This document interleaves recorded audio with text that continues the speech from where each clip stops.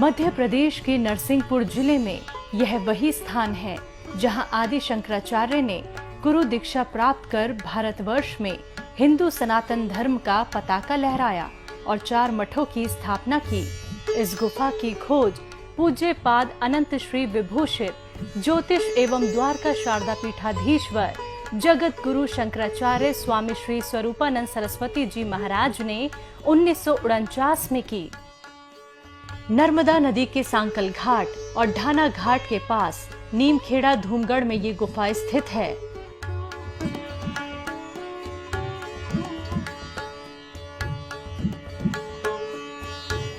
आदि शंकराचार्य के जीवन के संबंध में एक ग्रंथ मिलता है, शांकर दिग्विजय, जो विद्यारण्य स्वामी के द्वारा निर्मित है। उसमें ये बताया गया है कि केरल के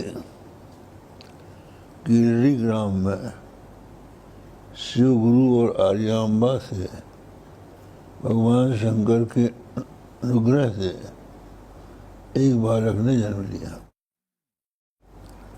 और वह 5 वर्ष की अवस्था में ही अपने के पश्चात विद्या अध्ययन करने के लिए गुरु के पास चला गया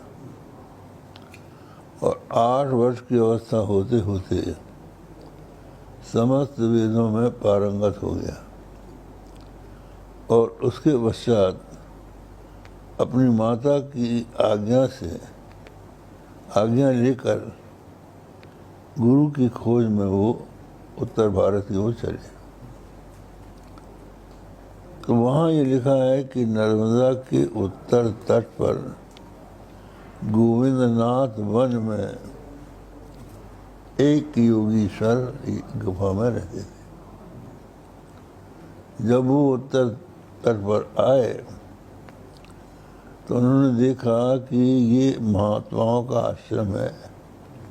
मृगचर्म और चीर बलगल यहाँ पेड़ों की डालियों में टंगे हुए हैं। उन सबसे पूछने पर आचार्य शंकर को ये बताया गया, यहाँ एक महान योगीश्वर रहते हैं जिनका नाम गोविंद भगवत पूज्य पादाचार्य, गोविंद पादाचार्य। तो उनके निवास स्थान के संबंध में बताया गया है कि वो एक गुफा में रहते और उस गुफा का संकीर्ण द्वार ही उसका रक्षक था। और ये स्वाभाविक है कि योगी जन एकांत में ध्यानमग्न होने के लिए गुफाओं का आश्रय लिया करते हैं। मुख्य रूप से हमारे यहाँ अनेकों योग हैं, उनमें से एक लय योग भी है जिसमें स्वाभाविक रूप से कान से जो ध्वनि सुनाई पड़ती है उस पर ब्रह्मा केंद्रित किया जाता है। तो अनेक प्रकार की ध्वनि बिना उसके सुनाई पड़ती हैं जिसको अनाहतनाद कहते हैं और वो अनाहतनाद गुफा में ही सुनाई पड़ता है। जब बाहर से कोई शब्द नहीं आएगा तब भीतर का शब्द सुनाई पड़ेगा। तो इस तरह से ध्यान के लिए, योग के लिए गुफाएं सर्वथा उपयुक्त होती हैं। और गोविंद पादाचार्य एक महान योगी थे। उन्होंने 3 ग्रंथ लिखे हैं। योग दर्शन के योग सूत्र लिखे हैं, व्याकरण का महाभाष्य लिखा है और इसके साथ साथ वैद्य का चरक नाम का ग्रंथ लिखा है। तो योगी होने के नाते उनका स्थान यहाँ पर था। इस गुफा के सामने पहाड़ी पर पूज्य पाद अनंत श्री विभूषित ज्योतिष एवं द्वारका शारदा पीठाधीश्वर जगत गुरु शंकराचार्य स्वामी श्री स्वरूपानंद सरस्वती जी महाराज ने आदि गुरु शंकराचार्य के विशाल भव्य मंदिर का निर्माण कराया है। इस मंदिर में आदि गुरु शंकराचार्य और उनके गुरु गोविंद पादाचार्य जी के दंड संन्यास दीक्षा देते हुए दिव्य विग्रह स्थापित है। कि हम लोगों की बहुत दिनों से भावना थी कि लोग यहाँ आते हैं, उनको समझने के लिए कुछ आवश्यक होना चाहिए, क्योंकि हमारे शास्त्रों के अनुसार जो महापुरुष होते हैं या भगवान होते हैं, विशेष करके जो सन्यासी होते हैं, उनके 3 स्थान श्रेष्ठ माने जाते हैं। एक तो जहाँ उन्होंने जन्म लिया, दूसरे जहाँ उनकी दीक्षा हुई, तीसरे उनका शरीर जहाँ पूरा हुआ। तो आदि शंकराचार्य का जन्म कालड़ी में हुआ, दीक्षा यहाँ हुई, तो दीक्षा मुख्य है। तो इसलिए हम लोग चाहते थे कि यहाँ पर उनका कुछ स्मारक हो, इसलिए ये जो स्थान है ये अभी हम लोगों की प्रेरणा से बनाया गया है और इसमें दिखाया गया है कि किस प्रकार शंकराचार्य को उनके गुरु दंड दीक्षा दे रहे हैं। और यहाँ पर लोगों के रहने के लिए, आवास के लिए था और साधना के लिए हम लोगों ने ये स्थान बनाया है। और हम लोगों की भावना ये है कि सभी शंकराचार्यों का स्थान यहाँ बनना चाहिए, क्योंकि शंकराचार्य चारों पीठ के गुरु थे।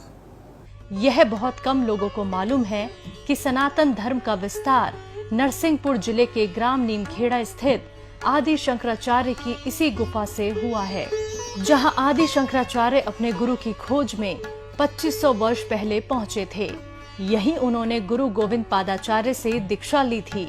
यह वही जगह है जहां आदि गुरु ने अपने गुरु जी से संन्यास दीक्षा ग्रहण की है, जिसे गुरु गुफा के नाम से जाना जाता है। यह गुफा 4 किलोमीटर में बनी हुई है। केरल में जन्मे आदि शंकराचार्य जी 8 साल की उम्र में अपने गुरु और ज्ञान की तलाश में घर से निकल गए थे, जिसके बाद उन्हें मध्य प्रदेश के नरसिंहपुर जिला में नर्मदा के उत्तरी तट पर धूमगढ़ सांकल घाट में गोविंद नाथवान के पास स्थित इसी गुफा में अपने गुरु के दर्शन हुए और दीक्षा प्राप्त हुई थी। यहाँ पर भगवान आदि शंकराचार्य के गुरु गोविंद पादाचार्य जी महाराज की एक बड़ी प्राचीन और विलक्षण गुफा है। ऐसी गुफा कहीं देखने को नहीं मिलती। इसमें भगवान गोविंद पादाचार्य जी महाराज जो शेषनाग के अवतार थे, वो नाग के रूप में इसमें रहते थे। 2500 वर्ष पहले भगवान आदि शंकराचार्य जी केरल से चलकर जब यहाँ आए गुरु की खोज करते हुए, तो यहाँ पर गुफा की उन्होंने परिक्रमा की और गुरु से प्रार्थना की कि आप हमको दर्शन दो, हमें संन्यास दो। भगवान आदि शंकराचार्य जी प्रसन्न हुए और उन्हें संन्यास की दीक्षा यहीं पर नर्मदा के उत्तर तट पर संन्यास की दीक्षा दी। इसी गुफा की खोज ज्योतिष पीठ और द्वारका शारदा पीठ के जगत गुरु शंकराचार्य स्वामी स्वरूपानंद सरस्वती जी महाराज ने आज से 46 वर्ष पहले इसकी खोज की और इसका पूरा नवीनीकरण जैसा कराया, जीर्णोद्धार जैसा कराया और उसके पास ही उनके गुरु का मंदिर यहाँ पर बनवाया। दंड संन्यास की दीक्षा देते हुए आदि शंकराचार्य जी को, और यहाँ सत्संग भवन और भी साधकों के लिए साधना करने के लिए यहाँ पर स्थान बनाया। हमारे यहाँ शास्त्रों में कहा है, रेवा तटे तपः कुर्यात्, रेवा के तट पर तप करे उसको तत्काल सिद्धि प्राप्त होती है। ऐसा स्थान है, ऐसी शांति यहाँ पर मिलती है। और कई बार जब गुरु प्रसन्न होते हैं तो आज भी नाग के रूप में उस गुफा में दर्शन देते हैं। कई साधकों को वहाँ दर्शन दिए हैं। और अगर कोई गलत भावना से गुफा में प्रवेश करना चाहे तो गुफा में प्रवेश नहीं कर सकता, सामने वो सामने बैठ जाते हैं। ऐसी ये विलक्षण गुफा और ये स्थान परम पूज्य जगत गुरु शंकराचार्य जी ने यहाँ पर मंदिर का निर्माण, इस भवन का निर्माण और सारा यहाँ पर एक वातावरण ऐसा आध्यात्मिक बन गया है कि देखते ही बनता है। लोग कहते थे कि ओंकारेश्वर में गुरु की गुफा है, परंतु वहाँ की जो गुफा है उसमें नरबली होती थी पहले, और आज भी उसमें मछली की बलि होती है। वो चंडी का स्थान है। यहाँ नरसिंहपुर के गजेटियर में भी ये कहा गया है कि यही आद्य शंकराचार्य जी की गुरु की गुफा है। और कई ऐसे ग्रंथ हैं परिक्रमावासियों ने लिखे हैं और लोगों ने लिखे हैं कि हाँ आद्य शंकराचार्य जी के गुरु की गुफा है, इसलिए यह गुरु की गुफा यही है। हम चाहते हैं साधक यहाँ पर आएँ और इसके दर्शन करें और दर्शन कर धन्य हों। यहाँ पर देश के राष्ट्रपति डॉक्टर शंकर दयाल शर्मा जी वो भी यहाँ पर आए थे और गुफा के अंदर गए थे। उन्होंने इस गुफा का दर्शन किया है। यहाँ के तत्कालीन जो अभी मुख्यमंत्री हैं शिवराज सिंह चौहान, वो भी अपनी पत्नी के साथ यहाँ पर आए थे और गुफा का दर्शन किया था। उन्होंने कहा था कि मैं गुफा का दर्शन करके धन्य हो गया, अब मैं इसका जीर्णोद्धार कराऊंगा। और उसके पहले भी जब दिग्विजय सिंह जी थे मुख्यमंत्री, वो भी यहाँ पर आए, मोतीलाल वोरा जी भी यहाँ पर आए, उन्होंने भी इस गुफा को देखा है, इसके दर्शन किए हैं। यहाँ एक बड़ा विलक्षण स्थान है, इसलिए हम सारे देश के श्रद्धालुओं से अनुरोध करेंगे कि यहाँ पर वो आएँ और दिव्य स्थान का दर्शन करें। सुनिश्चित है कि यहीं गोविंद पादाचार्य जी रहते थे। इसके संबंध में हम लोगों को प्रमाण मिला। एक तो मध्य प्रदेश का गजेटियर है, उसमें लिखा है कि सांकर घाट जो है, शंकर घाट का अपभ्रंश है, यहाँ पर शंकराचार्य रहे। एक हमको नर्मदा परिक्रमा नाम की 100 वर्ष पहले की पुस्तक मिली, उसमें ये लिखा था कि ये वो स्थान है जहाँ आदि शंकराचार्य गुरु रहते थे। तो इसका मतलब ये है कि ये स्थान पहले से ही इस रूप में प्रसिद्ध है। जहाँ तक गुफा का सवाल है, नर्मदा के उत्तर तीर पर अमरकंटक से लेकर भरूच तक कोई गुफा नहीं है। यही एक गुफा है जो गुफा कही जा सकती है, और ये विंध्याचल में है। तो ऐसी स्थिति में कुछ लोगों ने अभी ये कहा कि ये गुफा ओंकारेश्वर में है। तो ओंकारेश्वर का भी स्थान हमारा देखा हुआ है। वो एक तलघरा है, उसके ऊपर फर्श है और नीचे उसमें देवी की मूर्तियाँ थीं और मछली का जाल वहाँ पर दिया जाता था। तो वो स्थान जो है शंकराचार्य के गुरु का स्थान होता तो वहाँ शंकराचार्य का कोई चिन्ह चक्र हो सकता था, लेकिन वहाँ कुछ है नहीं। और जो वैज्ञानिक हैं वो बताते हैं कि ये 18वीं शताब्दी की जगह है, जबकि ये जो गुफा है इसको अगर आप देखेंगे तो शैलोदक के कारण यहाँ जो पानी टपका है उससे जो धूलि के कण एक मूर्ति का रूप लेते हैं, उनको उस रूप में बनने के लिए 10 लाख वर्ष चाहिए। तो ये 10 लाख वर्ष पुरानी गुफा सिद्ध होती है और इसलिए प्राचीन काल में ऋषि मुनियों का ये स्थान था, ये सुनिश्चित होता है। तो इस संबंध में हम लोगों का ये विचार है। और दूसरे जो प्रमाण दिए जाते हैं वो सब के सब युक्ति से कट जाते हैं।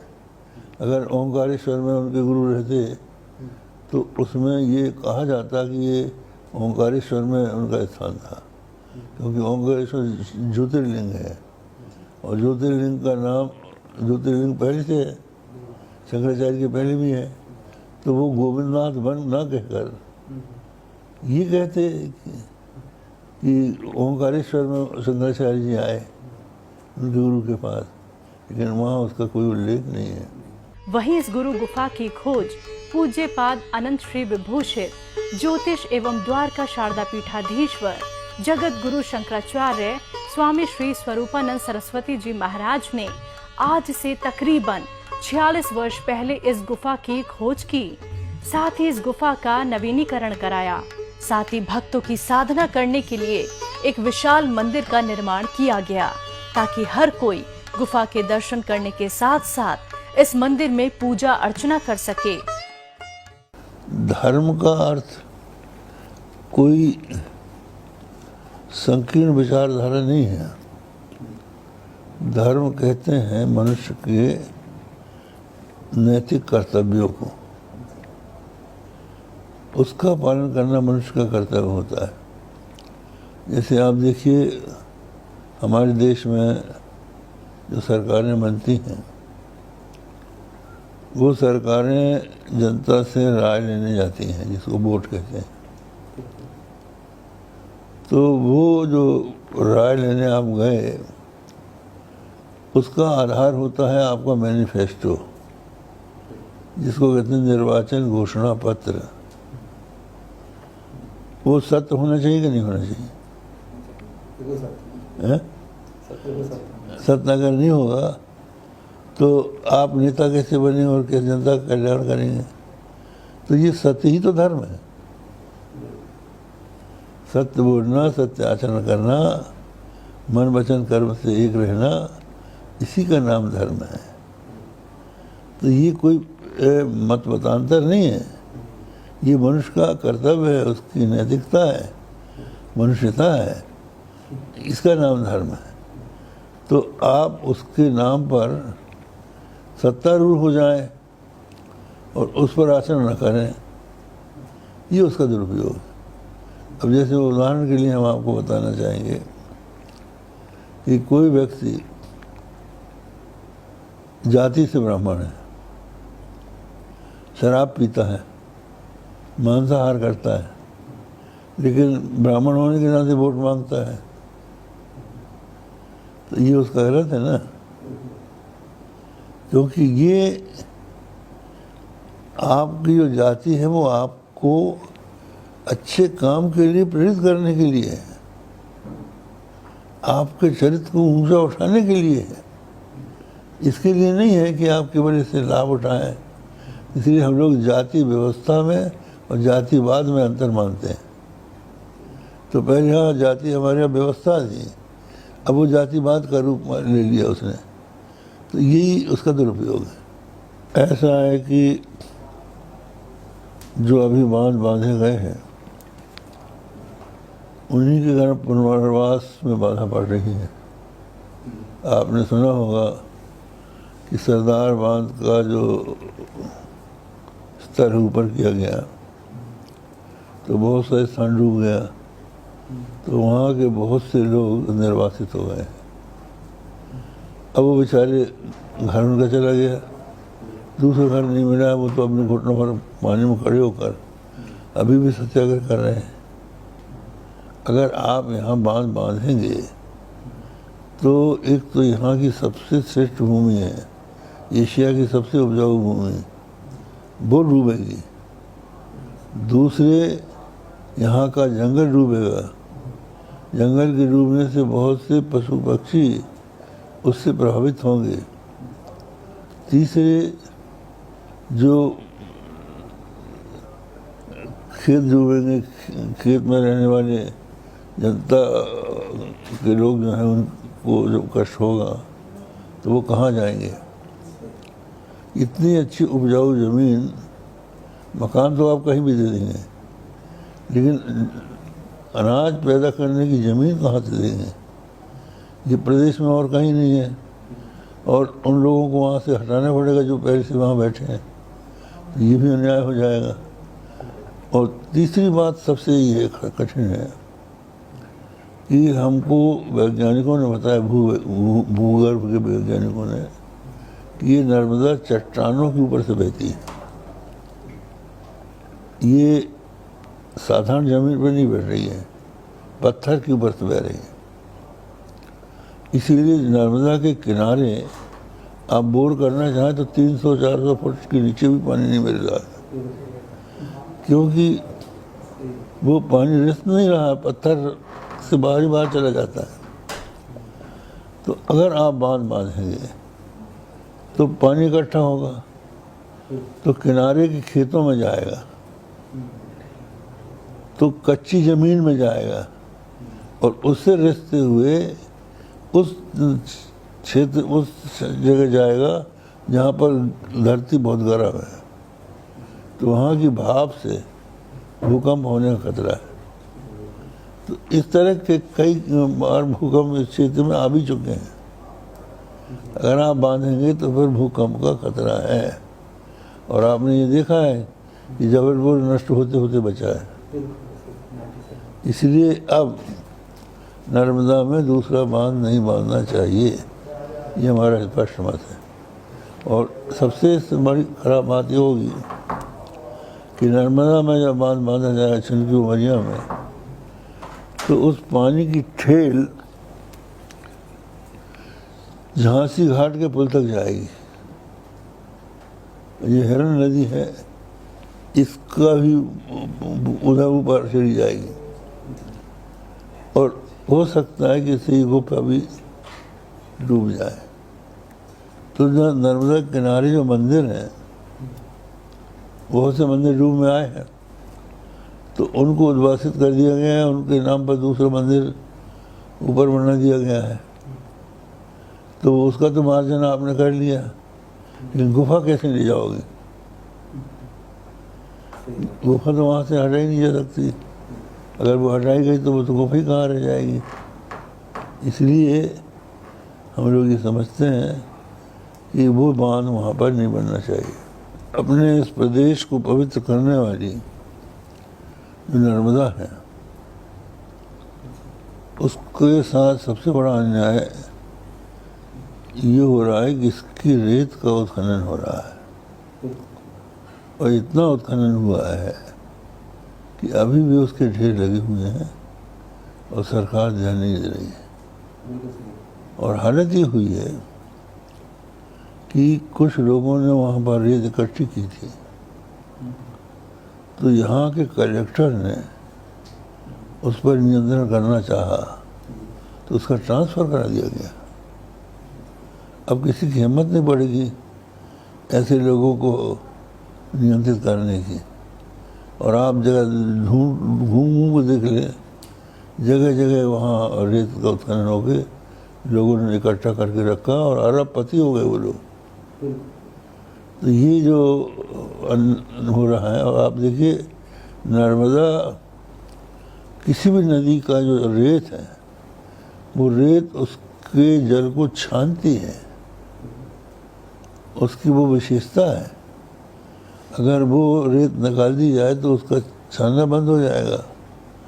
और दूसरी बात यह है कि आप देखिए, जब पानी शुद्ध नहीं होगा, छना हुआ नहीं होगा, तो पहले ये होता था कि जब कोई बीमार पड़ता था तो नर्मदा के किनारे भट्टा गांकड़ बनाता था, मेले में लोग खाते थे और दोपहर का खाया शाम को पच जाता था। अब नर्मदा को ही दूषित कर दिया इन लोगों ने और नहाने के समय बड़ी कठिनाई हो रही है। हम भी गए थे नहाने, तो कहीं गड्ढा है, कहीं उथला है, कहीं गहरा है, तो कईयों की तो हड्डी टूटेगी, एकदम से गहरा हो जाएगा कहीं एकदम, क्योंकि बहती हुई नर्मदा को मशीन से लोगों ने खोदा है। इस पर नियंत्रण किसी ने नहीं किया जो बहुत आवश्यक था। तो हम लोग ये चाहेंगे कि इस पर नियंत्रण हो और नर्मदा अविरल बहे।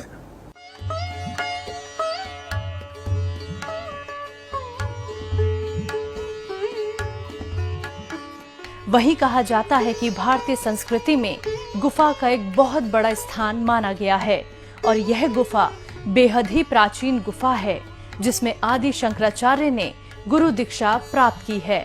और यह गुफा एक तरह से यहाँ पर संतों की तीर्थ स्थली है।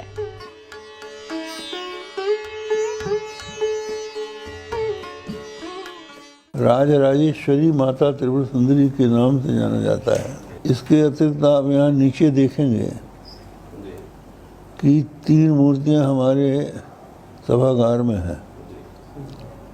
एक तो गोविंद भगवत पादाचार्य की मूर्ति है जिसमें नीचे सर्प का रूप है, ऊपर मनुष्य रूप है, क्योंकि वो शेषनाग के अवतार है। दूसरे बद्रीनाथ भगवान की मूर्तियाँ हैं। तीसरे आदि शंकराचार्य की मूर्ति है, वो आप देखेंगे। और यहाँ मंदिर में देखेंगे कि भगवान शंकराचार्य को उनके गुरु दीक्षा दे रहे हैं। और ये राजराजेश्वरी माता है जो जगत का कल्याण करने के लिए तैयार है। ये आप समझिए कि पहले कांची में, दक्षिण भारत में ही इनको लोग जानते थे। अब ये उत्तर भारत में पधार गए हैं और ये पूरा सांग व पांग है। नीचे ब्रह्मा विष्णु रुद्र ईश्वर 4 पाए बने हुए, सदाशिव की नाभि से कमल निकल कर उसके ऊपर पद्मासन पर भगवती विराजमान है। उनकी 4 भुजाएं हैं, 3 नेत्र हैं। एक हाथ में गन्ने का धनुष, दूसरे में फूलों का बाण, तीसरे में पास, चौथे में अंकुश है। श्री चक्र पर विराजमान है। हमारे धर्मशास्त्र ये कहते हैं, सत्यम ज्ञानम अनंतम ब्रह्म यो वेद निहितं गुहायाम।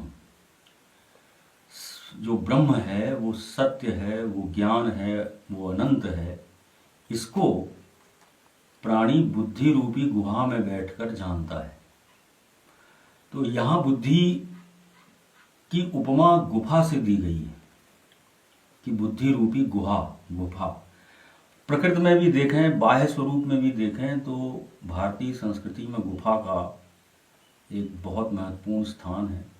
गुफा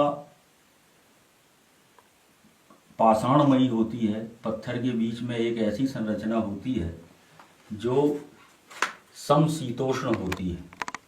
आज हम लोग नर्मदा के उत्तर तट में हजारों साल पुरानी जिस गुफा में बैठे हुए हैं, ये गुफा आदि शंकराचार्य, जगत गुरु आदि शंकराचार्य जी के गुरु श्री गोविंद भगवत पाद जी की पवित्र गुफा है।